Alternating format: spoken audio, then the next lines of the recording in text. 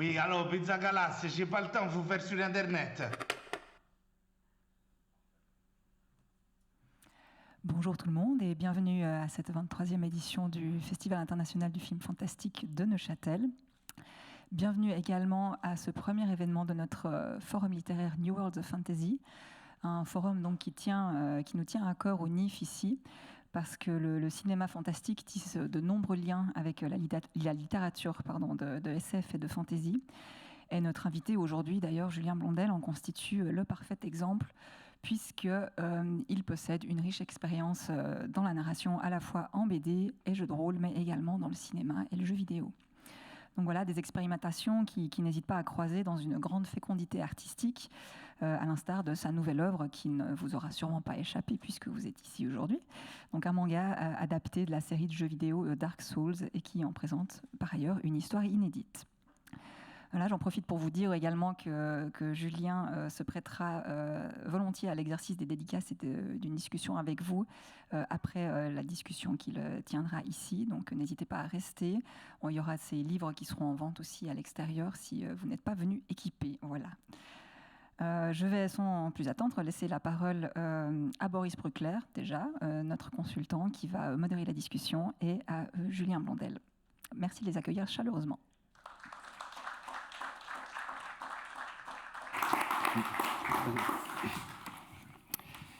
Merci beaucoup pour cette rapide présentation. Merci beaucoup, Julien, d'être ici à nouveau, car vous pouvez peut-être le remarquer, mais il y a déjà une photo de Julien Blondel qui est projetée ici, car il nous a déjà fait l'honneur de sa présence au NIF il y a quelques années. On est donc très heureux de l'avoir à nouveau. Donc bienvenue et merci d'être là. Merci, c'est un plaisir de revenir et je suis ravi de retrouver la photo des premiers méfaits qu'on a commis ici, la photo de Claire dont on sert maintenant assez régulièrement. Ça va, Neuchâtel ? Ça va ? Merci. C'est cool. Alors, Julien, on se connaît, donc on va pas se cacher, on peut se tutoyer, je crois, si ça te va. Je vais faire juste un tout petit panorama, mais qui va être bien dense de tes différentes activités. Donc, tu es un rôliste, un pratiquant du jeu de rôle chevronné avec d'innombrables publications, traductions dans des magazines de jeux de rôle, des créations de scénarios pour les plus grands jeux et des créations originales de jeux, par exemple Prophecy, qui est un jeu de fantasy, La Caste des Métabarons, qui est une adaptation des bandes dessinées éponymes, ainsi que Vermine et sa nouvelle déclinaison sortie l'année passée, Vermine 2047, qui est vraiment un formidable jeu post-apocalyptique avec des grosses bébêtes dedans. Si vous vous intéressez au sujet, précipitez-vous. Tu es également scénariste bande dessinée, spécialisé dans les adaptations d'œuvres iconiques de l'imaginaire. Alors Gilgamesh, Conan le Cimérien, alias Conan le Barbare, adapté des écrits de Howard. Tu as adapté L'Heure du Dragon. Ouais. La sublime série, toujours en cours d'adaptation, Elric, adapté donc des romans de Michael Moorcock. Et tout récemment, encore une adaptation en bande dessinée, mais cette fois-ci dans un style manga du célébrissime jeu vidéo Dark Souls. Et on va en parler un petit peu en fin de rencontre. Avec plaisir, ouais. J'ai pas fini. Non, attention. Tu as également travaillé sur le jeu de cartes. C'est fou. Ouais. Ouais. J'ai fait des recherches. J'ai fait mes propres recherches. C'est du jus de pomme, je peux, ouais. Bien sûr. Okay. On boit du jus de pomme. Sur scène, on a le droit. Tu as donc aussi dirigé le jeu de cartes Wakfu TCG, qui est donc une adaptation en jeu de cartes de l'univers de Wakfu et de Dofus. Tu donnes des cours de narrative design à Paris, spécialisé notamment dans le jeu vidéo, si je ne me trompe pas. Ouais. Tu es également directeur d'écriture aussi pour la télévision et pour l'audiovisuel, en général. Et à côté de tout ça, en plus d'activités professionnelles encore annexes, tu as un passé de DJ et tu t'es lancé récemment dans la permaculture. C'est juste. Eh ben, écoute, tu connais mieux que moi, j'avais oublié plein de trucs. Mais oui, c'est vrai. Ouais, je suis même scénariste et paysan à mi-temps maintenant. Ouais. À mi-temps, ouais. En tout cas, j'ai très envie de consacrer une partie du temps à la ferme et puis à s'occuper de la terre. Ouais. Alors, ma première question après cette biographie déjà bien fournie, c'est est-ce que tu t'ennuies rapidement ? Ouais, ça peut.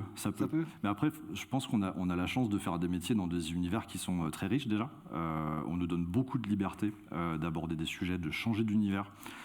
Contrairement à plein d'amis, plein de camarades qui sont dans le jeu vidéo, par exemple, où les projets sont formidables, mais te demandent un investissement de 2, 3, 4, 5 ans, des fois, sur des AAA, où tu peux pas parler de ton travail régulièrement, tu peux pas faire tes petits posts avec les amis, j'ai travaillé sur ça. Et ça, c'est un rythme qui pourrait pas me convenir de la même façon que travailler pour une entreprise et une seule à faire le même métier pendant X années.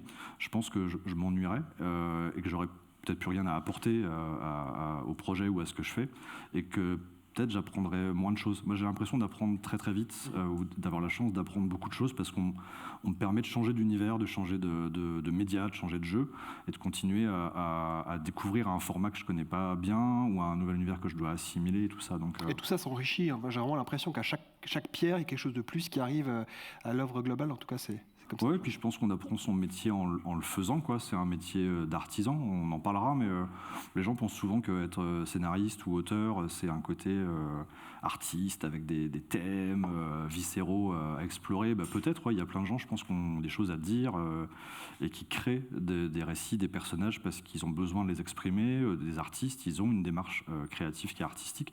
Moi, j'ai l'impression que mon métier, c'est avant tout un métier d'artisan, un métier technique, en fait, où on peut avoir des idées, ça n'empêche pas. En jeu de rôle, on crée des univers à plusieurs, même si l'idée vient d'une personne. Des fois, on est plus inspiré par le dessin que par ses idées ou par le texte. On y reviendra sur Vermine, d'ailleurs. Ouais, carrément. Et en scénario, pour le coup, scénario, c'est un métier qui est technique, je crois. On doit bien connaître son format. On peut faire le même travail sur son histoire ou sur l'histoire d'un autre. Et c'est pas un métier forcément d'auteur. Moi, je vois vraiment deux métiers différents. Et comme un artisan, tu continues à apprendre en faisant, en fait. Tu répètes ton geste plein de fois. Que tu aies des idées ou pas, tu vas faire ton découpage, tes cases, ta scène, ton séquencier, quoi. Et c'est un métier qu'on continue d'apprendre très longtemps, et moi j'ai l'impression de comprendre mon métier depuis 5-6 ans, quoi. Ouais. Ouais, il est très modeste, parce que ça fait plus longtemps que ça C'est vrai, c'est un métier un peu comme les arts martiaux. Je ne sais pas s'il y en a qui font des arts martiaux, qui ont appris ce truc-là. Au début, tu commences à comprendre vaguement qu'il faut mettre tes pieds, mettre tes mains là. Et quand tu es ceinture noire, les Asiatiques disent que tu commences à devenir débutant. Tu vas vraiment commencer à apprendre les choses. Et au bout de 10, 20, 30 ans de pratique, tu commences à avoir un recul sur ton métier. Moi, le fait d'être prof, par exemple, ça me force à mettre des mots sur mon métier alors que je le fais. Voilà, je me lève le matin, je pense à des trucs, je travaille. Et de devoir l'expliquer à des gens qui doivent l'apprendre, ça te permet de mettre des mots dessus et tu recommences à apprendre ton métier en le transmettant. Voilà. Et c'est pas de la modestie, c'est vraiment un ressenti, c'est que j'ai l'impression de réapprendre, de continuer à apprendre mon métier depuis que j'enseigne et depuis 5-6 ans. Ouais. Je reviens un tout petit peu peut-être au début, parce que justement, je pense que c'est intéressant cette discussion autour de l'apprentissage et de l'aspect très technique de tout ça. Et puis, j'aimerais commencer un petit peu au tout début, autour de la carrière de jeu de rôle, parce que ça a quand même été un moment important. Tu as écrit un très grand nombre de scénarios, tu as produit des œuvres originales, Prophétie, Vermine, comme on l'a signalé, Les Métabarons, qui est une adaptation. Tu as été traducteur de suppléments, j'ai vu que tu as été traducteur du mythique supplément La Cité des Mensonges pour L5K. Alors, yes. pour ceux qui ne connaissent pas, mais ça c'est une édition très spécialisée, mais c'est un supplément qui est extrêmement connu dans l'univers de Legend of the Five Rings.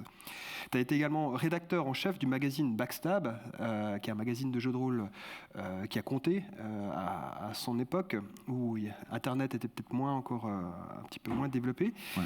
Bref, tu as eu vraiment une véritable expérience dans le jeu de rôle qui s'est poursuivie sur le temps. Et puis, ma première question à ce sujet, c'est quel regard en fait est-ce que tu portes sur ce milieu du jeu de rôle après plus de 30 ans de travail dedans, un milieu qui a connu quand même de nombreux bouleversements, puis un milieu qui me semble a encore pas mal peut susciter encore pas mal de tensions, par exemple tension entre l'amateurisme passionné et le professionnalisme nécessaire, parce qu'on est souvent des passionnés dans ce milieu, ou alors la tension entre le financement, participatif ou pas, et une édition classique.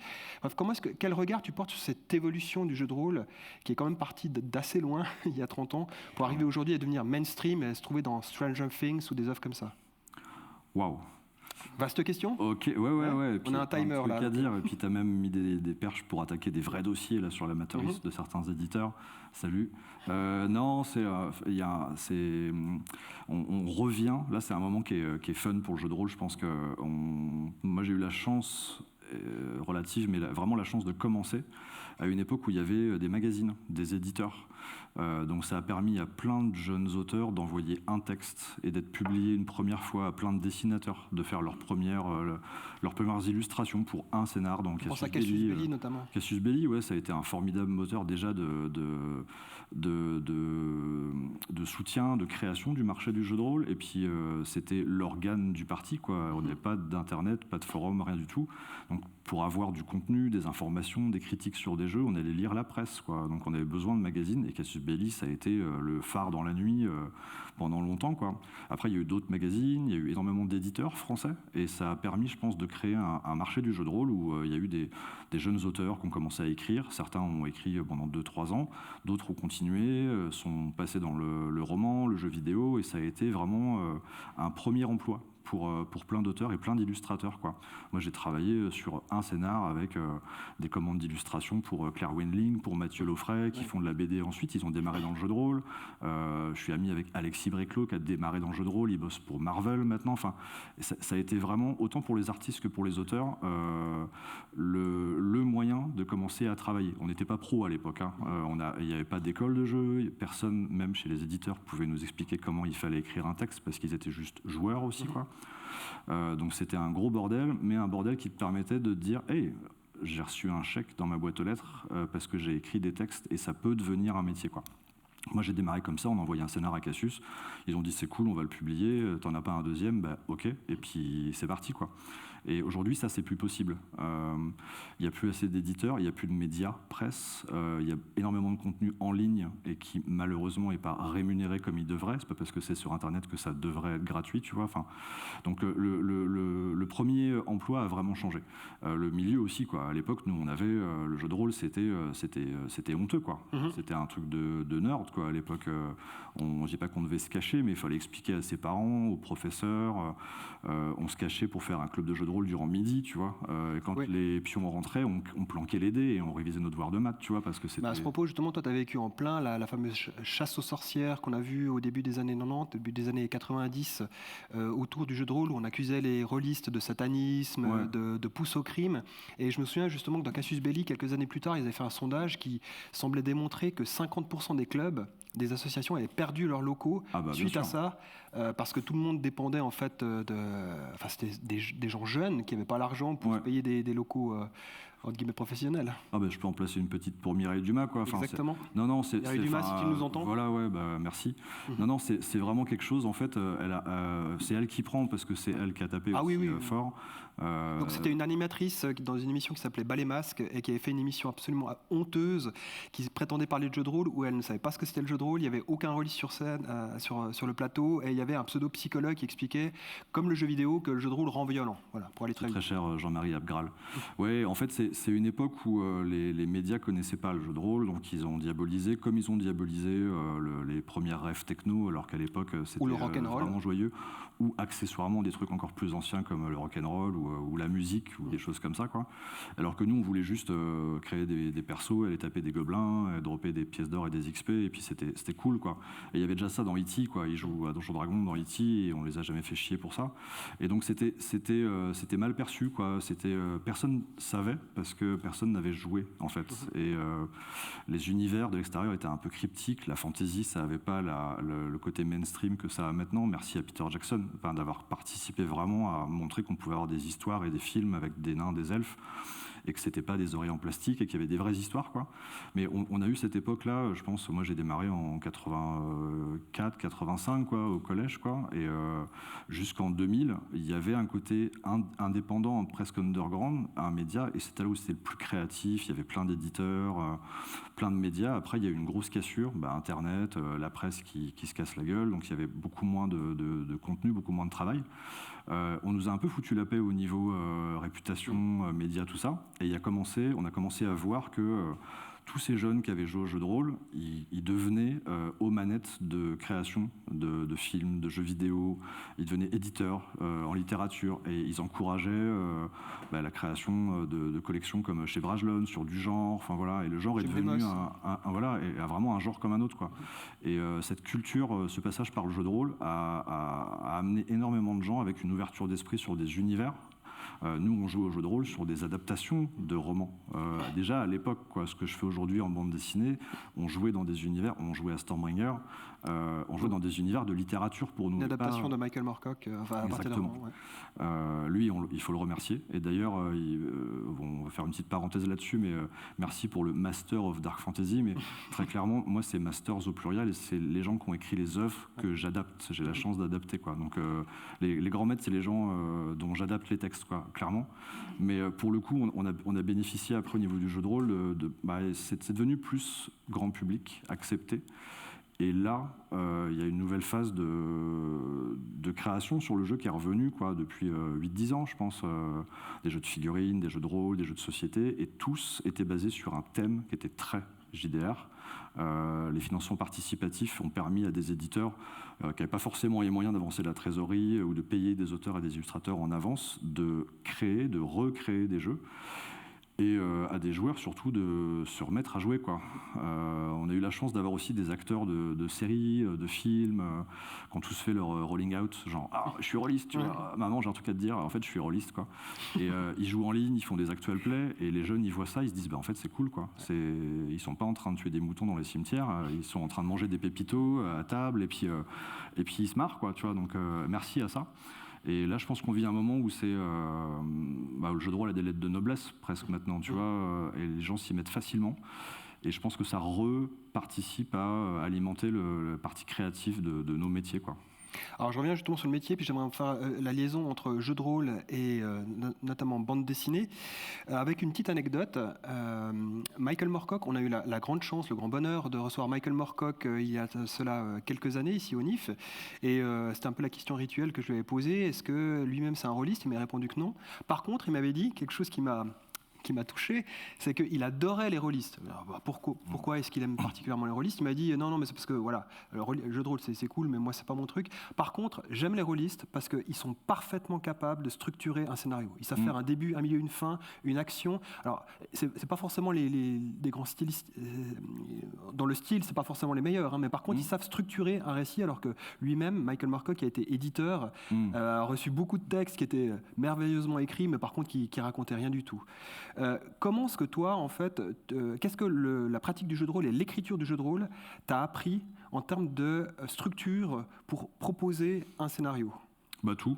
Je pense. Vraiment tout. Moi, je dois tout à la chance d'avoir pu travailler dans le jeu de rôle quand j'ai commencé, et de pouvoir passer d'un univers à l'autre, d'un format à l'autre, de devoir m'imprégner d'un style qui n'était pas le mien. Moi, j'avais pas de style à l'époque. Comme tu disais, on peut faire un métier qui est technique, mais pas forcément avoir de plume. Il y a des grands auteurs, il y a des gens qui ont une vraie plume littéraire, comme ils ont une vraie plume artistique en dessin, qui travaillent dans le jeu de rôle. Mais c'est pas nécessaire d'avoir une plume pour faire ce travail que le jeu de rôle t'apprend, qui est un travail il y a énormément de choses dans le jeu de rôle. Tu as la côté création d'univers, le world building en permanence. Tu dois soit en créer un, avec des lois physiques, avec un lore, avec des factions, avec des éléments de scénario, soit respecter ce qui est posé pour créer de nouvelles aventures dedans. C'est ça le jeu de rôle. Tu achètes un jeu, tu découvres un monde, et tu vas créer des aventures dans ce monde. Donc tu dois comprendre, décortiquer, voir en quoi tu vas le faire évoluer et tout. Tu dois structurer un scénario où, en jeu de rôle, la seule chose que tu contrôles dans un scénario de jeu de rôle, c'est le titre. À partir du moment où tu l'as écrit, tu le donnes aux joueurs, ils vont en faire ce qu'ils veulent, pas ce que tu avais prévu, le meneur de jeu pareil. Ils vont peut-être même prendre ton scénar pour le mettre dans un autre jeu, ils vont changer les règles. Donc il faut accepter ça, il faut accepter que ce que tu proposes en jeu de rôle, c'est de la matière première et une espèce d'énergie pour pousser, faire tourner la roue. Et après, les joueurs vont en faire exactement ce qu'ils veulent, et c'est ça qui est cool. Il ne faut pas du tout se crisper. Je sais qu'il y a beaucoup d'auteurs, en littérature par exemple, qui peuvent se sentir un peu agresseurs, genre oui, vous voulez adapter mon truc, mais qu'est-ce que vous allez faire avec mon personnage? On va essayer de le respecter un minimum. Donc, et en jeu de rôle, il ne faut pas du tout crisper sur le fait que les joueurs, ils prennent ton jeu, ils disent ok, ça, balèque, ça, j'aime pas le système, ça c'est cool. Et ils vont faire ça. Et c'est une boîte à outils, Tu dois être inspirant, mais tu contrôles pas ta création. Donc ça t'apprend ça aussi. Il faut que ça te donne une grosse modestie sur le fait que tu crées de la matière et que les gens ils vont en faire ce qu'ils veulent. Et c'est ça qui est cool. Un petit peu. Ouais, il faut. Ce qui est gratifiant, c'est quand tu sens que tu as proposé quelque chose qui est tiens, ça, il y a un truc qui me parle dans ça. ben, je vais en faire quelque chose. Si c'est exactement la même chose, pourquoi pas? Mais s'il commence à transformer, à créer des nouvelles factions, à créer une variante 30 ans plus tard de ton univers, à changer certaines règles, ben, c'est gagné pour moi. Enfin, c'est que tu as créé quelque chose qui donne envie de créer, quoi. Et ça t'apprend ça. Ça t'apprend à supporter les égos des gens avec qui tu bosses, parce que dans le jeu de rôle, il y a vachement d'égos, quoi, en fait, alors qu'on ne devrait pas, je pense, on ne devrait pas se la péter. Ça t'apprend à travailler avec des dessinateurs, à pas dire, tiens, tu peux me faire un petit dessin comme ça, mais avec on peut plonger sur un dragon qui attaque un château de nuit. Mais non, mec, ça tient pas, tu vois. Enfin, ça t'apprend à comprendre le métier des gens avec qui tu bosses, parce que tu peux pas faire tout seul, tout. Et le jeu de rôle, c'était très lié à la presse à l'époque, et la presse, comme l'édition, bah, c'est une question de format, de page, de mise en page, de chaîne de production, de respect de délai, tout bêtement, quoi. Tu relis tes textes avant de les envoyer, tu les envoies à l'heure et pas 3 semaines après. Enfin, sinon, ça fonctionne pas et ça t'apprend un tout petit peu à devenir professionnel, quoi. Moi, j'ai découvert la maquette, la mise en page, grâce au jeu de rôle, parce que mon maquettiste de presse, il tombait de sommeil à 5 heures, donc je finissais les textes à sa place, quoi. Et tu dis, tiens, c'est cool de mettre en page des textes et des images. Et là, je ne suis pas maquettiste professionnel, mais je le fais sur les bandes dessinées, je le fais sur les jeux de rôle. Je participe à la mise en page parce que je pense que ça t'aide à délimiter des espaces, à structurer tes informations, et donc t'écris mieux quand tu sais comment ça va être mis en page, quoi. Et ça m'a appris ça, le côté aller jusqu'à finaliser un livre, bah, ça t'aide à commencer ton livre, en fait. J'enchaîne avec le jeu de rôle, on va passer après à la bande dessinée, mais tu as sorti tout récemment Vermine 2047, qui est une nouvelle édition, mais enfin vraiment très nouvelle, je trouve, largement en tout cas évoluée et remaniée de la première édition de Vermine. Alors, Vermine est sorti, donc la première édition est sortie en 2004, Vermine 2047 est sorti en 2023, après un financement participatif qui visait 20 000 € et vous avez obtenu 141 000. Donc c'est un score absolument extraordinaire. Ouais, c'était cool, ouais. Ça, franchement, c'est incroyable. Bah, je crois qu'on peut le dire, oui, c'est plutôt cool, hein, d'obtenir autant d'argent. Donc il y a une vraie attente dans cet univers de jeu. Alors, est-ce que tu peux nous présenter un petit peu Vermine? C'est quoi Vermine? Alors déjà, je vais revenir sur les chiffres, parce que tout le monde croit qu'on a gagné sans... Ah non, mais ce qui est intéressant dans le financement participatif, c'est qu'en fait, il y a plein d'éditeurs de jeux de rôle qui s'en servent maintenant, parce que c'est le moyen de créer des jeux et de vendre des jeux. Il y a des éditeurs de jeux de rôle qui mettent à peine leurs jeux en boutique, ils font un crowdfunding, les gens précommandent en achetant, ça donne de l'argent pour faire le jeu, pour imprimer le jeu. Et après, il y a quand même pas mal d'éditeurs qui prennent de la liberté sur les délais de livraison, qui disent on a l'argent, donc maintenant c'est bon, ce sera livré quand ce sera prêt, et ça, j'aime pas, en fait. Quand on donne la confiance à des auteurs, à des éditeurs pour dire ouais, ça me plaît, voilà de l'argent, c'est 50, 90, 150 € des fois, donc c'est des vraies sommes, quoi. On doit être rigoureux sur le fait de faire le travail derrière, de le faire bien, et de le faire dans les temps, quoi. Quand on promet que le jeu va être livré, il faut le livrer dans les temps. Et c'est pas tout souvent le cas, et moi c'est un truc qui m'a déçu, qui me déçoit du marché du jeu, des éditeurs qui font ça très très bien, et d'autres qui font ça YOLO, quoi, et ça j'aime pas. Mais c'est quelque chose qui te permet aussi de co-créer, d'impliquer les joueurs dans la création de ce qui va devenir un jeu, quoi, en animant une communauté pendant 10 jours, 15 jours, 3 semaines.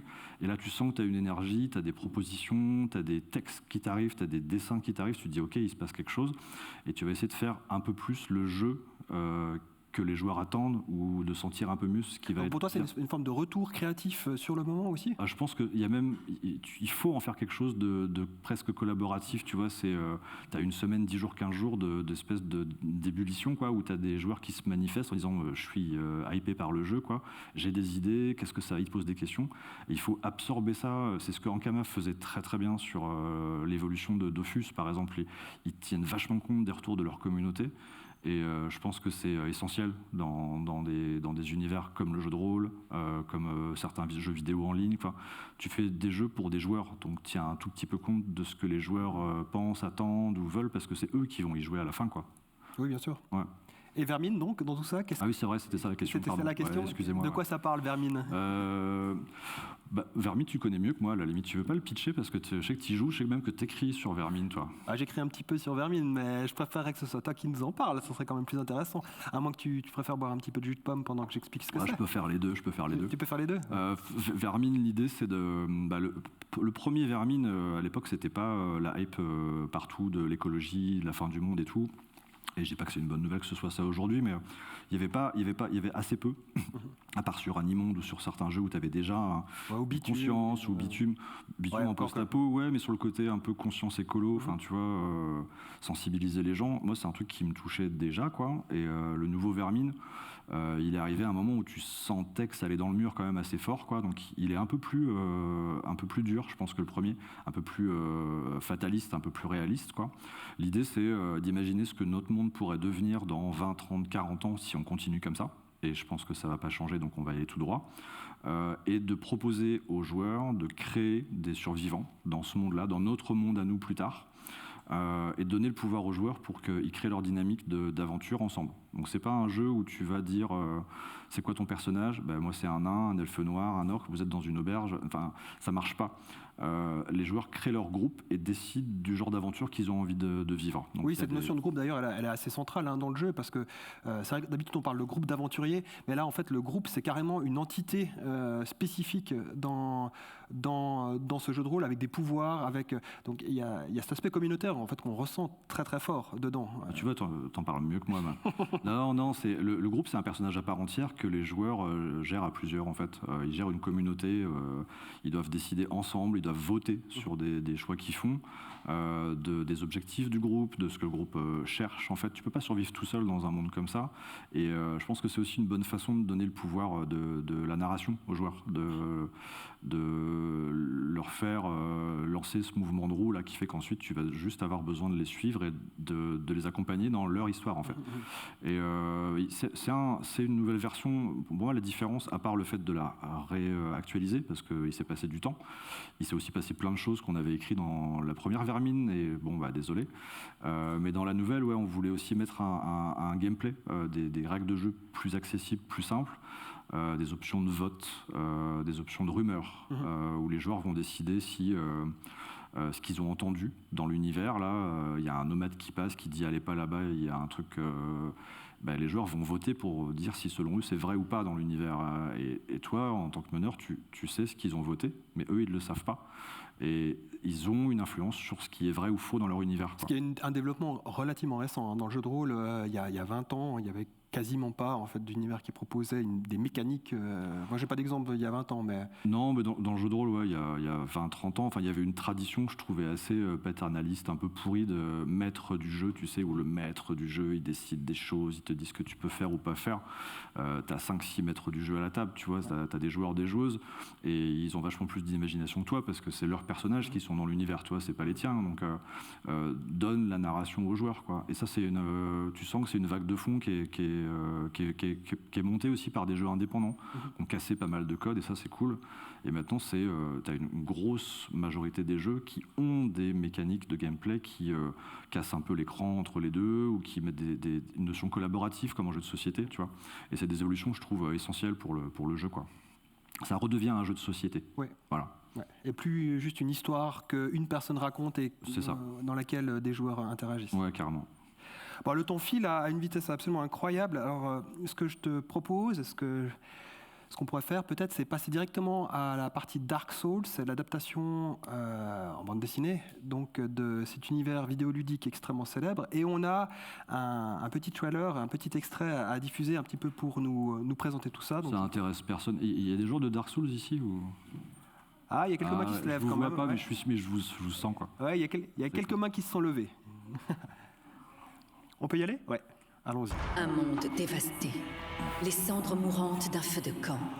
Une femme, ramenée à la vie par une mystérieuse marque. Dans cet univers méconnaissable, Ira émerge d'un profond sommeil sans aucun souvenir. Poursuivie sans relâche par la redoutable guilde des gardiens d'écailles, elle se voit offrir un salut inattendu par un forgeron aveugle qui garde farouchement le secret de son propre passé.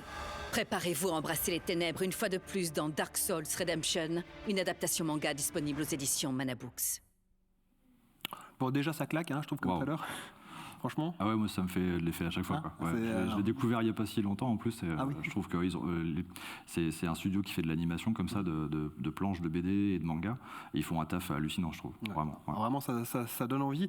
Alors, Dark Souls, pour les personnes qui ne connaîtraient pas encore cet univers, c'est donc un univers vidéoludique, une série de jeux vidéo qui ont eu un succès juste colossal, avec des critiques dithyrambique partout. Enfin, ça fait partie des univers de jeux qui sont sans doute le plus commentés, en tout cas de ce que moi je peux voir autour de moi.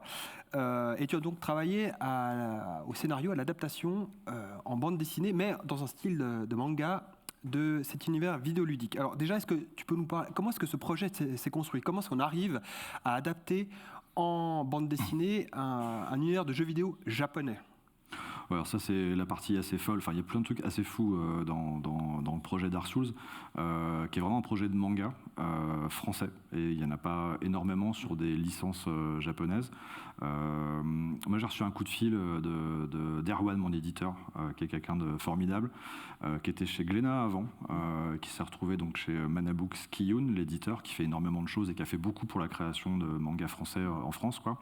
Et ils font déjà depuis des années des adaptations en artbook de nombreux univers de licences, de jeux vidéo. Et ils font aussi énormément de créations de mangas françaises sur Kiyun. Et Erwan m'appelle, il me dit tu serais dispo pour un projet de manga? Je fais bah non mec, j'ai trop de travail et tout, j'ai pas le temps. J'adorerais refaire du manga parce que j'en ai fait une fois très court il y a une quinzaine d'années. J'avais envie d'y revenir, quoi. Il me dit ouais mais c'est pour une licence jeux vidéo. Je fais bah encore pire, tu vois. Enfin j'ai vraiment pas le temps. Ah mais c'est Dark Souls. Ah ok. Bah je te rappelle demain. Je trouve et tu peux pas refuser ça. Ouais. C'est pile. Pour moi c'est un univers pour lequel j'ai beaucoup de respect. Qui a pas été élu meilleur jeu de tous les temps il y a 4-5 ans pour rien, quoi. C'est vraiment quelque chose qui a changé une façon de jouer. D'ailleurs, c'est devenu un style de jeu, on appelle les Dark Souls-like. Les Souls-like, ouais, maintenant c'est devenu une référence, un pilier, quoi. Et que ce soit au niveau graphique, il y a une architecture, il y a une ambiance. Au niveau du feeling de jeu, ça a été unique quand c'est arrivé, quoi. Et moi, c'est vraiment dans le genre d'univers très joyeux, très léger, printanier, tu vois, que j'aime bien, quoi. Un truc où il n'y a que des dépressifs, des gens qui meurent dans d'atroces souffrances. C'est un jeu très très sombre. À la fin, ça finit mal, quoi. Mais tu t'intéresses à la petite lueur d'espoir ou d'humanité qui reste, que ce soit dans Elric en BD ou dans Dark Souls, il y a des trucs qui sont très proches, je trouve. Et tu peux pas refuser parce que c'est une belle opportunité aussi de... déjà, c'est une fierté, c'est un honneur que les Japonais nous font aussi, de nous confier une licence comme ça.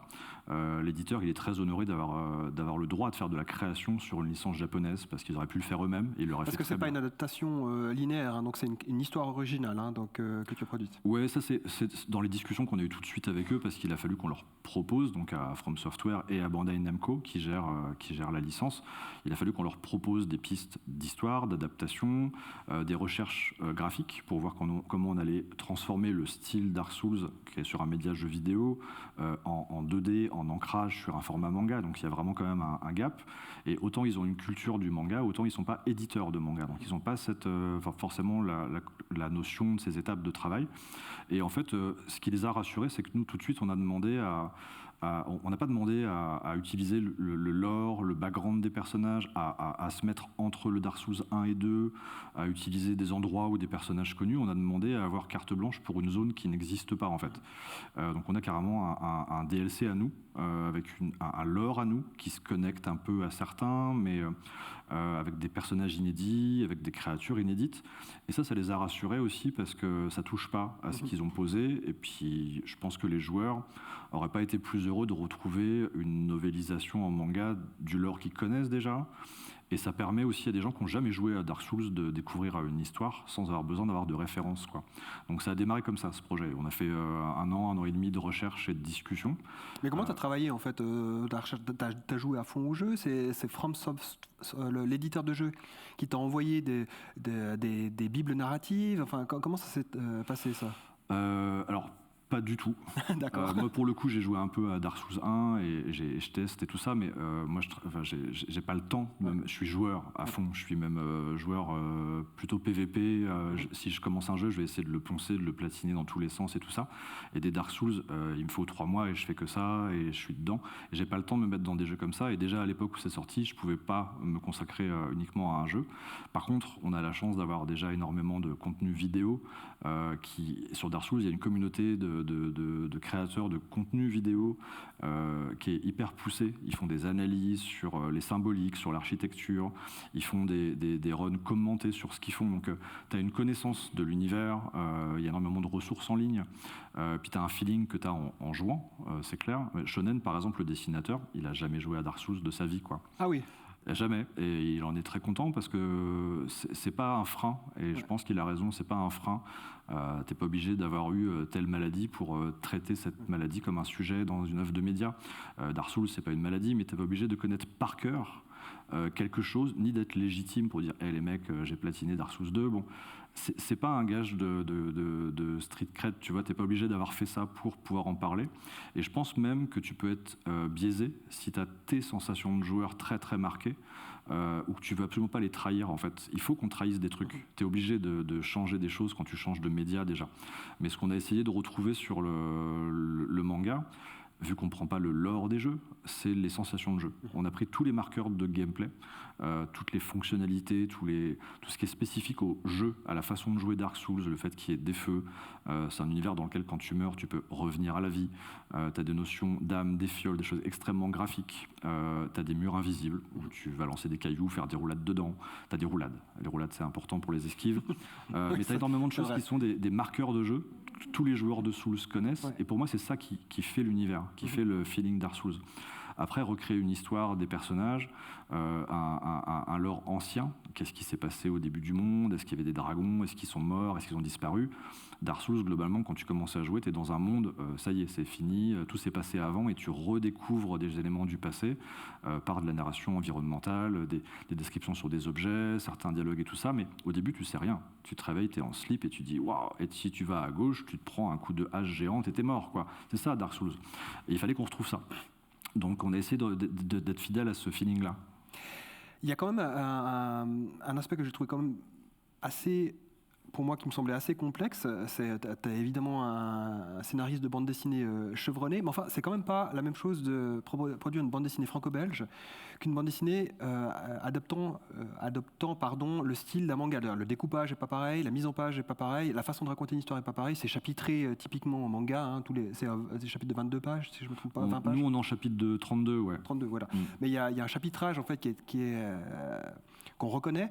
Comment est-ce que tu as pris en main ce nouveau format qui était quand même assez différent de ce que tu faisais sur Conan, bêtement? Ah ouais, c'est le format. Enfin, c'est là que je trouve ça passionnant dans nos métiers, c'est qu'en fait, c'est le format qui vient en premier. Tu peux avoir la même histoire, tu la feras différemment, tu vas la penser, la voir, la raconter différemment en fonction de ton média. Et la BD et le manga, c'est des médias qui se ressemblent, mais qui sont différents. Tu les lis pas de la même façon, tu les lis pas aux mêmes endroits, t'as pas la même rapport à ton livre, t'as pas la même taille sur les pages, le même nombre de pages. Nous, en plus, on est en sens de lecture japonais, donc même dans ma tête, j'ai dû inverser tout pour le découpage, les actions. Je les commence en haut à droite, alors qu'en général, je fais l'inverse en bande dessinée. J'ai pris super cher, vraiment, pour remettre mon logiciel à jour. On a beau savoir découper une histoire, c'est-à-dire tu poses ton histoire, tu fais des scènes, tu dis je pense que ça c'est bien de commencer par ça, ça je pense que c'est ma scène un peu centrale, je vais la faire monter, enfin ton travail de découpage de scène, une fois que tu te retrouves devant ton chemin de fer avec toutes tes pages, tes 184 pages, là tu dis waouh, comment je vais faire, et en fait tu réapprends vraiment ton métier. Moi j'ai la chance de bosser avec Shonen, pour qui c'est instinctif, cette narration-là. Donc graphiquement, moi j'apprends aussi beaucoup de lui, parce qu'on fait le storyboard ensemble. Donc c'est là où l'histoire, le découpage que tu as en tête rejoint ce qui va devenir le dessin. Et sur le storyboard, tu peux vraiment, c'est un Tetris, tu vois, et graphique et narratif. Tu vas équilibrer tes masses de noir, de blanc pour que ce soit quand même beau, agréable. Et aussi, tu vas équilibrer le temps que tu passes à lire, tout ça. Donc, tu réapprends ton métier.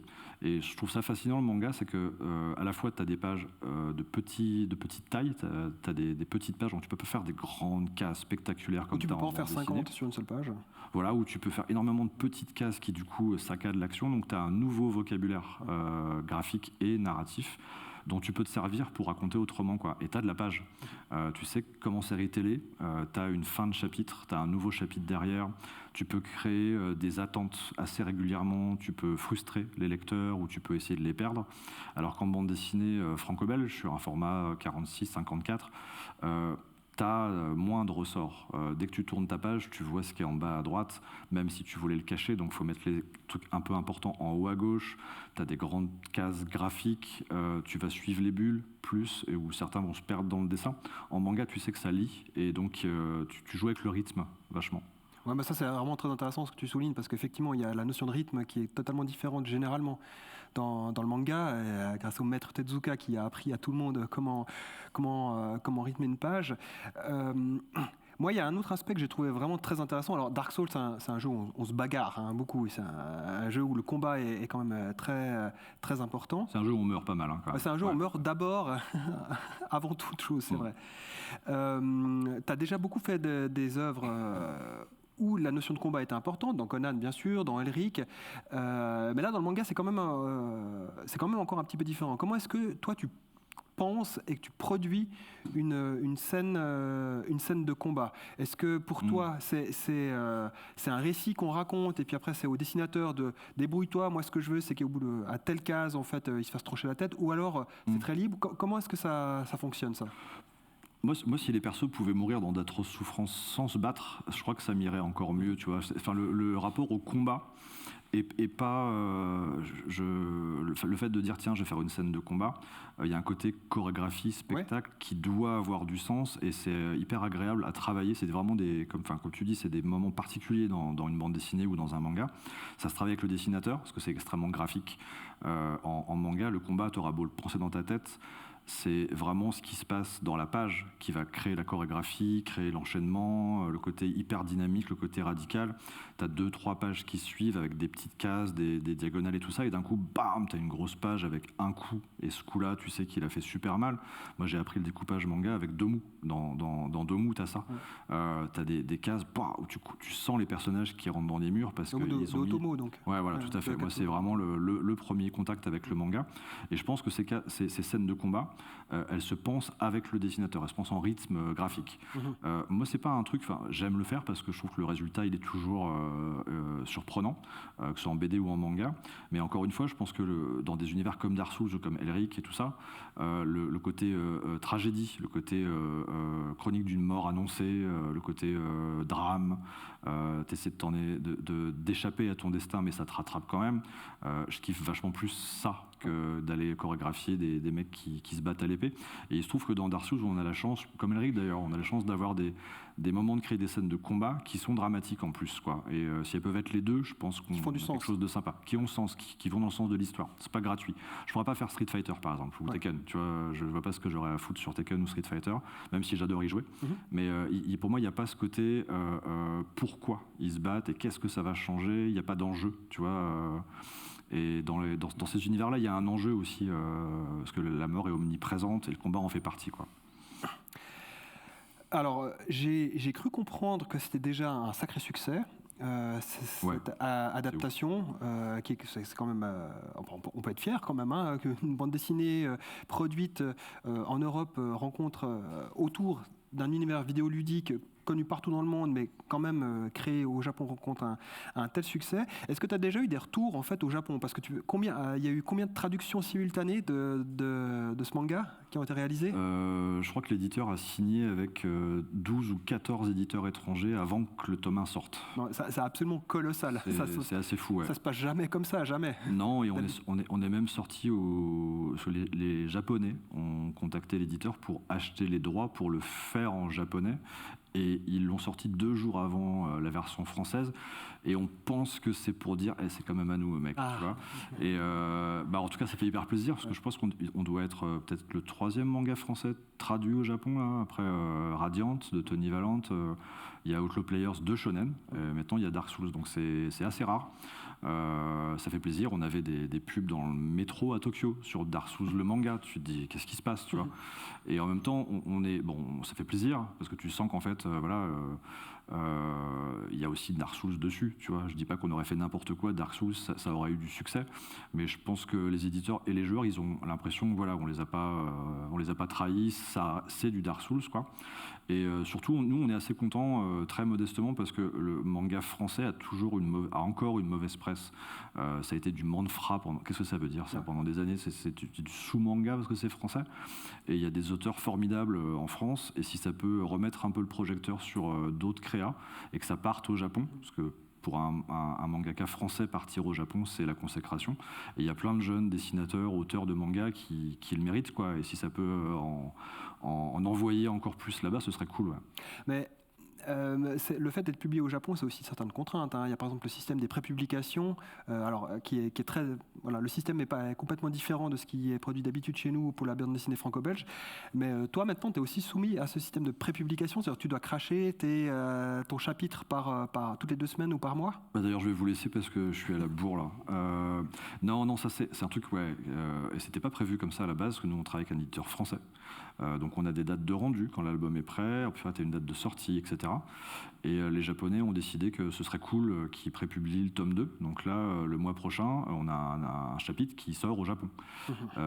Donc il faut qu'il soit fini, lettré, traduit, relu, machin. Et ensuite, c'est 1 par mois. Donc on n'a plus de vacances jusqu'à la fin des temps. Il y en a combien qui sont prévus des tomes ?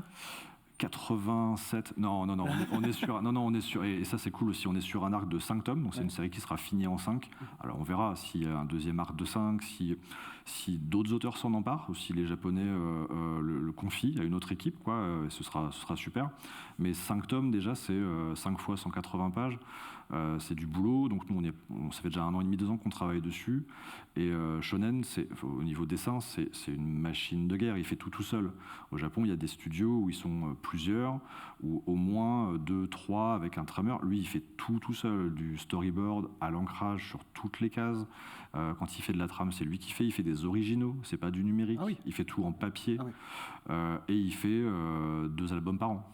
Donc c'est un mutant. Ouais, je précise, c'est tout à fait exceptionnel. La norme au Japon, c'est d'avoir des assistants mangaka avec où c'est extrêmement fin la séparation des tâches. Il y a des personnes qui sont spécialisées dans les visages, dans le décor, dans la trame. Enfin, là, il fait tout seul. Ouais, j'ai un gros respect pour ça parce que il s'y consacre vraiment comme un artisan, vraiment en mode dessinateur. Il a choisi de mettre cette énergie-là sur ce projet Dark Souls.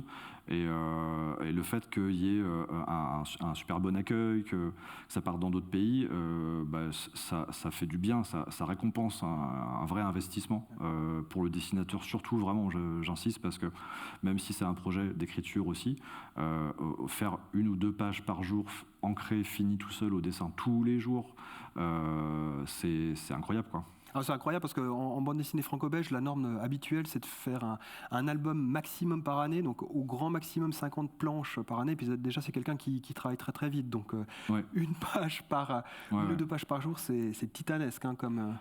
Du coup, ça nous fait une bonne pression de devoir respecter les livraisons pour les chapitres, pour que ça puisse être prépublié dans des bonnes conditions au Japon. Et puis en premier lieu, pour que les joueurs, les lecteurs qui ont acheté le tome 1 en France ou dans n'importe quel pays, quand on leur dit il y a 5 tomes qui vont arriver, ils vont arriver, quoi. Ils vont pas arriver dans 3 ans, ils vont arriver dans 6 mois ou dans 8 mois, quoi. Et on va mettre l'énergie sur Dark Souls pendant 2-3 ans. Ouais. Moi, je me réjouis de découvrir tout ça. On arrive malheureusement déjà à presque au terme de cette rencontre, mais si vous le voulez bien, j'aimerais ouvrir un petit peu la possibilité au public de poser des questions. Donc n'hésitez surtout. Moi j'ai encore 400 questions s'il faut, donc je peux tenir 2 heures. S'il vous plaît, parce qu'il a encore 400 questions. Donc allez-y si vous voulez un petit peu soulager Julien de mes questions. Oui, madame ? Alors je n'ai peut-être pas 400, mais j'en ai plein aussi, mais je vais déjà en choisir une, et puis on verra la suite. Moi, c'était pour faire peut-être un lien entre le jeu de rôle papier et le jeu de rôle justement en jeu vidéo. Parce que vous disiez tout à l'heure qu'il y a eu un moment un peu de creux pour le jeu de vidéo papier, table, et puis qui renaît maintenant. Est-ce que vous pensez qu'il y a peut-être un lien avec le succès aussi du jeu de rôle, mais justement dans les jeux vidéo, qui s'est très vite immiscé dans les jeux vidéo, et puis qui surtout ces dernières années, entre autres avec les Souls et d'autres, a eu énormément de succès. Et puis dans la série de Souls, il y a eu Elden Ring qui a fait son gros phénomène dernièrement. Ouais. Est-ce que vous pensez que ça a aidé à faire un retour en fait, des gens qui ont découvert le jeu de rôle via le jeu vidéo et qui après se sont intéressés en fait, à ses origines ? Ouais, sûrement. Ouais. Moi, j'ai l'impression que déjà dans l'industrie du jeu vidéo, depuis le début, il y a certaines mécaniques qui viennent du jeu de rôle. T'as des créations d'univers, t'as des progressions en niveau, tu gagnes des points d'expérience. Tout ça, ça vient clairement du jeu de rôle. Et j'ai l'impression que de plus en plus, on retrouve vraiment des vrais concepts de jeu de rôle dans des RPG en vidéo, qu'il y a énormément aussi de développeurs, de game designers, d'artistes dans le jeu vidéo qui ont joué ou qui jouent au jeu de rôle, et que c'est un type de jeu, un type de mécanique qui te permet de proposer une expérience de jeu.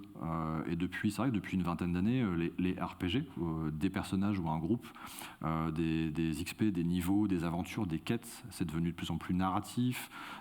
C'est devenu des jeux aussi avec des embranchements. Tu pouvais avoir des fins différentes ou avoir un univers qui va évoluer en fonction de tes choix. Et ça, c'est devenu, maintenant, c'est presque habituel. C'est une demande des joueurs d'avoir au moins ça dans des RPG. Et ouais, comme tu dis, je pense qu'il y a un moment où le côté RPG jeu vidéo a incarné ce que le jeu de rôle incarnait il y a peut-être 30-40 ans, quoi. Et ça donne aux joueurs déjà une habitude de jeu de rôle grâce aux jeux vidéo. Et je pense qu'on vit depuis une quinzaine d'années un espèce d'âge d'or de ce genre-là sur différents médias, quoi. Au cinéma, c'est les univers, dans le jeu de rôle, dans le jeu vidéo, dans le jeu de société, il y a énormément de mécaniques narratives qui sont mises en place, dans le jeu de cartes à collectionner. Donc le jeu de rôle est devenu un média comme un autre et revient grâce aux autres. Mais à l'origine, tout, pour moi, vraiment en tout, c'est pas pour être représente, mais tout vient du jeu de rôle en termes de création, de mécanique, de base de jeu, quoi. Et les autres médias doivent beaucoup à cette industrie-là qui a été créée il y a une 40-50 d'années, quoi. 50 ans, ouais. Bah, bon anniversaire, mec. Bah oui, ouais. Donjons et Dragons, 50 ans cette année. Donc, joyeux anniversaire. Oui, une autre question peut-être? Ou madame, si vous en avez plusieurs, hein, faut pas vous gêner. Ah, mais... il y avait une petite main qui se levait.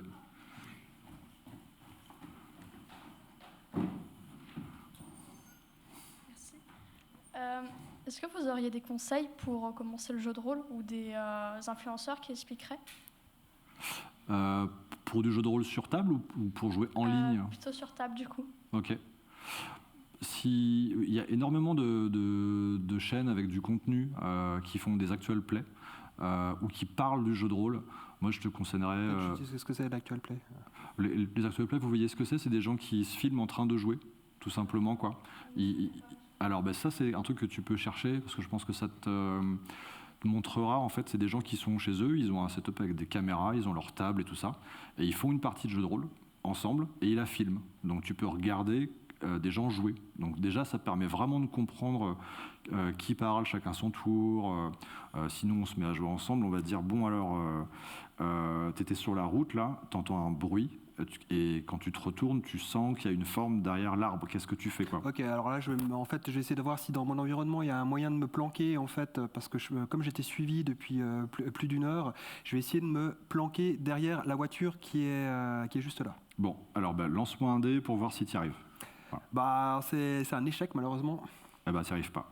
Et c'est ça, le jeu de rôle, ça va être ça. C'est uniquement, tu fais quelque chose, tu crées un personnage, tu le fais parler, tu dis, je fais ça, et les autres vont dire, moi, je fais ça. Ah, d'accord. Et les joueurs, ils parlent, les joueuses, ils parlent ensemble, et ça fait une aventure mentale, imaginaire et tout ça. Si tu cherches des actual plays de JDR, tu vas trouver sur énormément de chaînes où ils se filment en train de jouer à plusieurs jeux de rôle différents.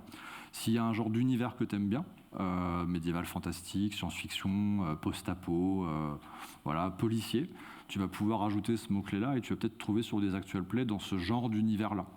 Moi sinon j'ai des gens à recommander. Il y a des gens comme Maillard Chakeri qui fait réussite critique, qui est quelqu'un de super, qui sait de quoi il parle, et quelqu'un de très bienveillant qui explique, voilà, qui fait aussi des reacts sur des jeux qui viennent de sortir, qui joue en live, en actual play avec des gens, qui fait des interviews. Et il y a vraiment une chaîne où tu auras de l'information et des exemples de gens qui jouent, tout simplement, quoi. Et après, il y a une bonne façon, tu as vu, là, on l'a fait, bon, nous, on a un tout petit peu l'habitude, et puis on a des micros et tout, quoi. Mais si près de chez toi, il y a un club de jeux de rôle, une convention de jeux de rôle où des gens viennent pour jouer, il y a des tables de démonstration d'initiation. Donc tu t'inscris, tu peux jouer pendant 2 heures, il y a des gens qui vont apprendre à jouer, c'est très jeu de société, et, c'est gratuit en général, et c'est cool, quoi. Et je pense que le mieux, c'est d'essayer. Ouais, en vrai, une fois. D'ailleurs, si tu tapes Actual Play, Vermine, Julien Blondel, tu trouveras aussi des parties avec Julien. Ouais, mais il y a des araignées géantes et tout, donc tout le monde n'aime pas forcément ça, quoi. Ouais. Une autre question, peut-être? Oui, monsieur là-bas.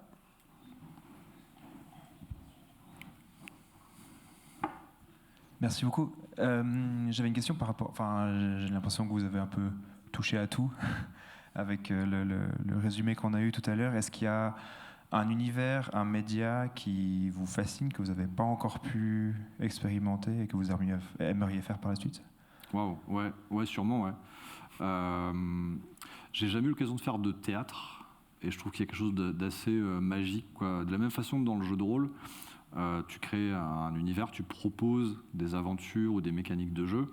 Je pense que l'écriture de théâtre, c'est quelque chose d'assez radical, parce que tu dois finaliser un texte avec des intentions, et ensuite tu vas voir comment il est porté sur scène, comment il est représenté, comment quelqu'un d'autre s'en empare, en fait.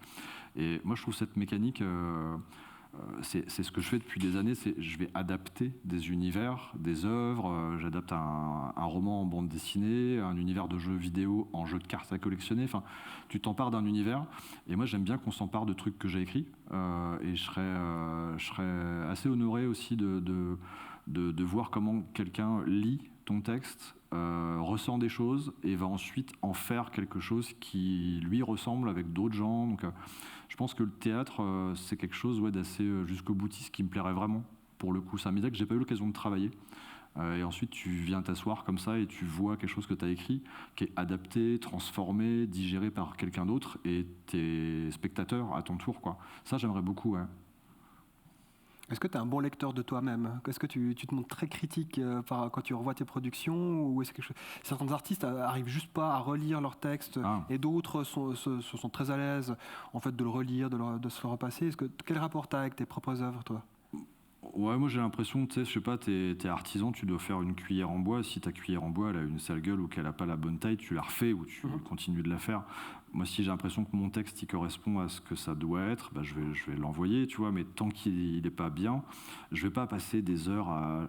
Par contre, je peux passer des heures à réfléchir à une phrase, et quand je l'ai, je vais la mettre.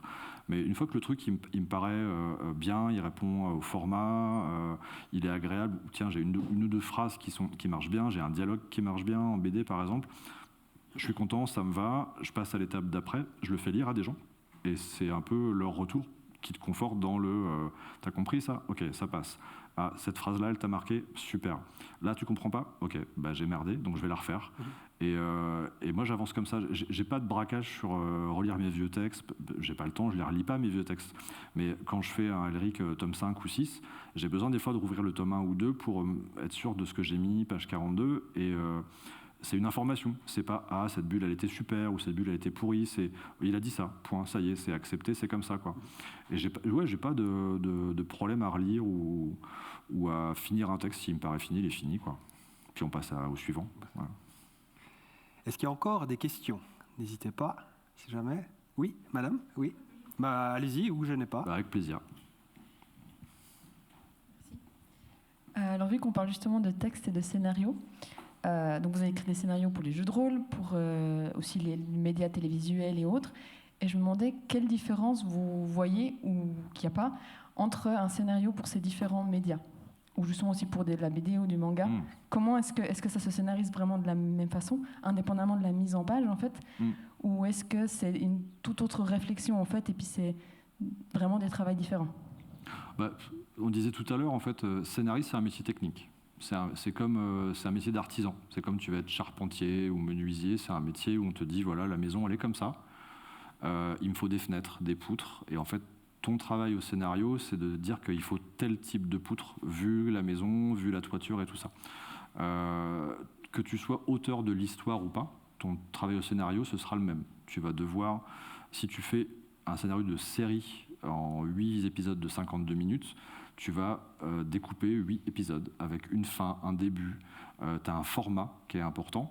Alors que la même histoire en bande dessinée, en 4 tomes de 54 pages, tu vas la réécrire différemment parce que tu n'auras pas la place de la raconter pareil, en fait. Et c'est le format qui te donne ton métier, ta façon de faire. Si tu veux faire un roman, un long métrage, la même histoire, tu vas la découper différemment, peut-être mettre des scènes en premier ou ensuite, parce que ton média il te demande à l'écrire comme ça. C'est un métier qui est vraiment technique pour le coup. C'est un Tetris, tu vas couper les choses en morceaux, les mettre dans un certain ordre, te demander si le fait d'avoir telle scène juste après telle scène on comprend bien que le personnage, il a compris quelque chose au niveau d'évolution, tout ça.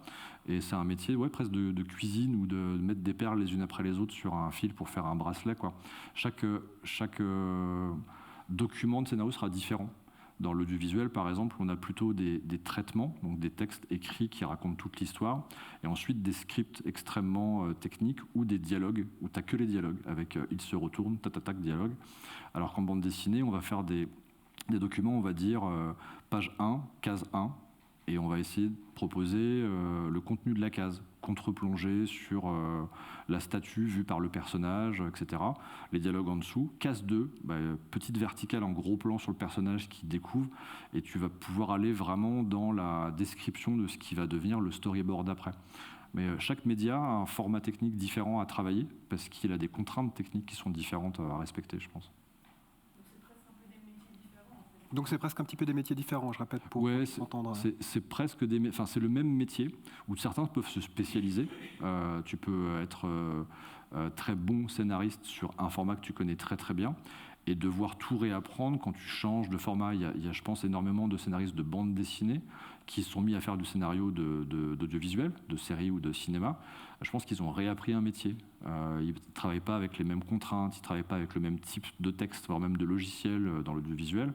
Ils ne présentent pas les choses de la même façon, et ils ne font pas exactement le même travail technique. Ils racontent une histoire, mais tu ne racontes pas une histoire dans le vide, tu racontes une histoire sur quelque chose qui sera filmé, qui sera ensuite sonorisé, qui sera monté, découpé, et qui fera 52 minutes pour un épisode de série télé. Et quand tu fais ce travail-là pour une bande dessinée, tu vas le faire pour un album qui fera 46 pages, ou 5 chapitres de 32 pages. Et c'est ça l'important, c'est le format. Merci beaucoup pour ces réponses. On a au terme de cette discussion. Merci infiniment d'être venu. Je crois qu'on peut l'applaudir. Merci. Merci.